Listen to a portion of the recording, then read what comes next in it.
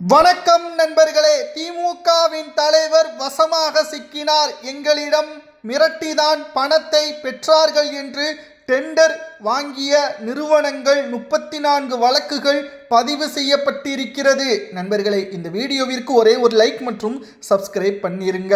பல நாள் திருடன் ஒரு நாள் அகப்படுவான் என்பதற்கேற்ப தற்பொழுது வசமாக சிக்கியுள்ளார்கள் திமுகவின் மாஜி அமைச்சர்கள். 34 வழக்குகள் பதிவு செய்யப்பட உள்ளதாகவும் பொதுப்பணித்துறை அமைச்சர் ஆதோ அர்ஜுனா அவர்கள் தெரிவித்துள்ளார். திமுகவின் ஆட்சியில் 100க்கும் மேற்பட்ட டெண்டர்கள் கடந்த ஆட்சி முடிவிற்கு 2 வாரங்களுக்கு முன்பாக டெண்டர் விடப்பட்டது.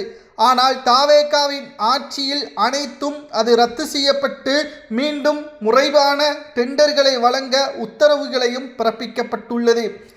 ஆனால் பார்ட்டி ஃபண்டாக அந்த 100க்கும் மேற்பட்ட டெண்டர்களை வாங்கிய நிறுவனங்களிடம் இருந்து பார்ட்டி ஃபண்டாக திமுக பெற்றுள்ளது. தற்பொழுது பணத்தை திருப்பி கேட்ட நிறுவனங்கள் பணத்தை திருப்பி கொடுக்க முடியாத காரணம் என்று கூறிவிட்ட திமுகவின் முக்கியமான நிர்வாகிகள் அதிர்ச்சியடைந்த நிறுவனங்கள் வழக்கு பதிவு செய்ய திட்டமிட்டுள்ளார்கள். ஏற்கனவே டெண்டர்கள் முறைகேடு திமுகவின் ஆட்சியில் நடந்திருக்கிறது. நேரடியாக எங்களிடம் புகார்களை ஆதாரங்களுடன் கொடுத்தால் நிச்சயம் யாராக இருந்தாலும் வழக்கு பதிவு செய்து விசாரணை நடத்துவோம், உங்களது பணத்தையும் திருப்பி தருவோம் என்று பொதுப்பணித்துறை அமைச்சர் ஆதோ அர்ஜுனா அவர்கள் தெரிவித்திருந்தார். தற்பொழுது திமுகவின் மாஜி அமைச்சர்கள் வழக்கு பதிவு செய்ய தற்பொழுது தனியார் நிறுவனங்கள் முன்வந்துள்ளார்கள். இதில் சிக்கக்கூடியது யாரெல்லாம் என்பதை நாம் பார்க்க போகிறோம். முதலில் சபரிசன், சேகர் பாபு, KN நேரு, பொன்முடி, துரைமுருகன் இவர்களது பெயர் இடம்பெற்றுள்ளது. ஏனென்றால் இவர்கள்தான் திமுகவின் அதிக ஆதிக்கத்தை செலுத்திய நபர்கள். தமிழ்நாடு முதல் இந்தியாவில் பல்வேறு மாநிலங்களிலும் பல்வேறு நிறுவனங்களிடம் இவர்கள் பல கோடிகளை கமிஷனாக பெற்றுள்ளனர்.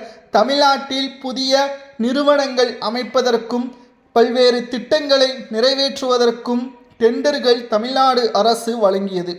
அதில் 20% திமுகவின் பார்ட்டி ஃபண்டிற்கு வழங்க வேண்டும் என்ற அழுத்தமும் கொடுக்கப்பட்டது. அந்த நிறுவனங்களும் வேறு வழியில்லாமல் பார்ட்டி ஃபண்டாக கொடுத்துவிட்டனர். ஆனால் கடைசியாக 100க்கும் மேற்பட்ட டெண்டர்கள் தற்பொழுது ரத்து செய்யப்பட்டதால் அந்த பணத்தை திமுகவிடம் இருந்து திருப்பி கேட்டதால் அவர்கள் தர மறுத்ததன் காரணமாக தற்பொழுது வழக்கு பதிவு செய்ய முன்வந்துள்ளனர். இதைத்தான் முதல்வர் விஜய் அவர்கள் ஊழல் செய்த கட்சியை நாங்கள் விடமாட்டோம் என்பதை அழுத்தம் திருத்தமாக கூறியுள்ளார்.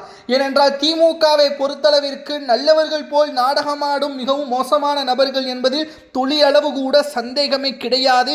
சேகர் பாபுவாக இருக்கட்டும், துரைமுருகனாக இருக்கட்டும், இத்தனை வருடங்கள் பதவியில் இருந்தும் மக்களை ஏளனமாகத்தான் பார்த்துள்ளார்கள். பொன்முடி அவர்கள் மிகவும் மோசமான வார்த்தைகளை அமைச்சராக இருந்தபொழுது பேசினார். ஆனால் ஸ்டாலின் அவர்கள் பொன்முடியை கண்டித்து பேசினாரா? கிடையாது. ஏனென்றால் அமைச்சர்கள் குறுநில மன்னர்களாகத்தான் செயல்பட்டார்கள். திமுகவின் தலைவர் கொளத்தூரில் தோல்வியடைந்தார் என்றால் அது சாமானிய தோல்வி கிடையாது. உங்களுக்கு நிர்வாகம் பண்ண தெரியவில்லை, அமைச்சர்களை கட்டுப்படுத்த தெரியவில்லை, சரியான தலைமை பண்பிற்கு நீங்கள் சரியானவர் இல்லை என்பதுதான் கொளத்தூர் தொகுதியில் ஸ்டாலின் தோல்விற்கு காரணம். திருச்சி கிழக்கு இடைத்தேர்தலில் மீண்டும் ஸ்டாலின் போட்டியிட்டால் நம்முடைய கருத்து கணிப்பு நடத்தினோம். திருச்சி கிழக்கு பகுதி மக்களிடம் நிச்சயமாக ஸ்டாலினுக்கு வாய்ப்பே கிடையாது. ஏனென்றால் தாவேகாவின் சார்பாக 2 நபர்களை திருச்சி கிழக்கில் போட திட்டமிட்டுள்ளனர்.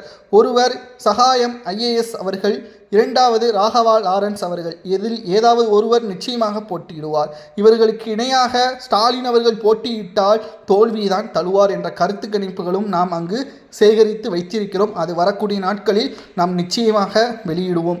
தற்பொழுது மீண்டும் 2வது முறை தோல்வியை தழுவினால் சட்டப்பேரவையில் 2 முறை தோல்வியடைந்தவர்கள் எல்லாம் பேசக்கூடாது என்று முதல்வர் விஜய் அவர்கள் நிச்சயமாக சட்டப்பேரவையில் கர்ஜிப்பார். ஏனென்றால் பார்ட்டி ஃபண்ட் என்று முதல்வர் விஜய் அவர்கள் சட்டப்பேரவையில் பேசும் பொழுது வெளிநடப்பு செய்தார் அல்லவா உதயநிதி. ஆளும் கட்சியாக முதல் முறை வந்திருக்கிறது தாவேகா, நீங்கள் எதிர்க்கட்சியாக முதல் முறை வந்திருக்கிறீர்கள். உதயநிதி தலைமையில் சட்டப்பேரவையில் முதல்வர் விஜய் அவர்கள் பேசும் முடிவும் அனைத்தையும் நிதானமாக கேட்டு அதற்கான பதிலை நீங்கள் கொடுத்திருக்க வேண்டும். ஆனால் அவர்கள் பேசுவதை நாங்கள் கேட்க வேண்டுமா? நாங்கள் பாரம்பரியமான கட்சி என்று கூறி சட்டசபையில் இருந்து வெளியேறுகிறீர்கள் என்றால் நீங்கள் தவறு செய்ததன் காரணமாகத்தான் வெளியேறினீர்கள். ஏனென்றால் முதல்வர் விஜய் அவர்கள் பார்ட்டி ஃபண்ட் கட்டாயமாக கமிஷன் தர வேண்டும் என்று பேசிய அந்த வார்த்தைகள் எல்லாம் சேகர் பாபு அவர்கள் அந்த வீடியோவில் பார்த்திருப்பீர்கள். பார்ட்டி நடக்கும் பொழுது, சட்டசபை பேரவை நடக்கும் பொழுது சேகர் பாபு அவர்களது முகம் அச்சமாகவே இருந்தது. KN நேரு அவர்கள் உண்மைகளை எல்லாம் கூறிக்கொண்டு வருகிறார். நாம் இனியும் இங்கு இருக்க வேண்டாம், பதிலுக்கு நாம் ஏதாவது கூறுவோம், ஆதாரத்தை அமைச்சர்கள் வெளியிட்டால் நாம் நிச்சயமாக மாட்டிக்கொள்வோம், நாம் வெளிநடப்பு செய்து விடுவோம் என்று KN நேரு அவர்கள் உதயநிதியிடம் சட்டப்பேரவையில் கூறினார். இது உண்மை. ஏனென்றால் சட்டப்பேரவையில் உதயநிதி அவர்கள் ஆளுமை அங்கு அனுபவம் இல்லாதவர்தான். ஆனால் KN நேரு அவர்களுக்கு அனுபவம் அதிகமாகவே இருக்கிறது. ஏனென்றால் சேகர்பாபு அவர்கள் இந்த அறநிலைத்துறையில் 10 கோடி கார் பார்க்கிங் முறைகேடு செய்தார் என்ற ஆதாரத்தை புள்ளி விவரமாக இந்த அறநிலைத்துறை அமைச்சர் ரமேஷ் அவர்கள் வெளியிடுகிறார் என்றால் நிச்சயம் அமைச்சர்களுக்கு அரசு உயர் அதிகாரிகள் அனைத்து தகவல்களையும் கொடுத்து விட்டார்கள். சட்டசபையில் நாம் இருக்க வேண்டாம், வெளிநடப்பு செய்து விடுவோம் என்று KN நேரு அவர்கள் உதயநிதி அவர்களிடம் கூறியுள்ளார். அதனால்தான் அவர்கள் அன்று வெளிநடப்பு செய்து வெளியே செய்தியாளர்களது சந்திப்பின் பொழுது கணவரை தேடும் மனைவி என்று இவர்களது உண்மையான அரசியல் என்ன? இதுதான்.